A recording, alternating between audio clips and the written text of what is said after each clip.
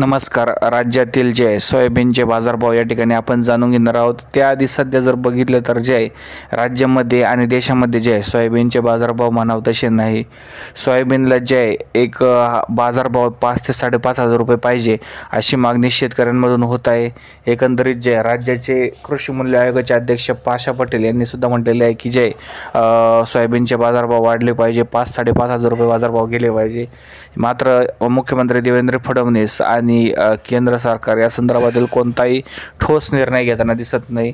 सध्या जर बघितलं तर जे नगर जिल्ह्यामध्ये सोयाबीनला सरासरी 4,200 रुपये, यानंतर लातूरमध्ये 4,200 रुपये, यानंतर उदगीरमध्ये 4,100 रुपये, यानंतर अहिल्यानगरमध्ये 4,200 रुपये, यानंतर छत्रपती संभाजीनगरमध्ये 4,300 रुपये, यानंतर जर बघितलं तर जे वाशिममध्ये 4,200, यवतमाळमध्ये 4,200 व यानंतर जर बघितलं तर लासलगाव नाशिकमध्ये 4,150 रुपये, यानंतर धाराशिवमध्ये 4,200 रुपये, बीडमध्ये 4,200 रुपये बाजारभाव या ठिकाणी जे आपल्याला पाहायला मिळत आहे.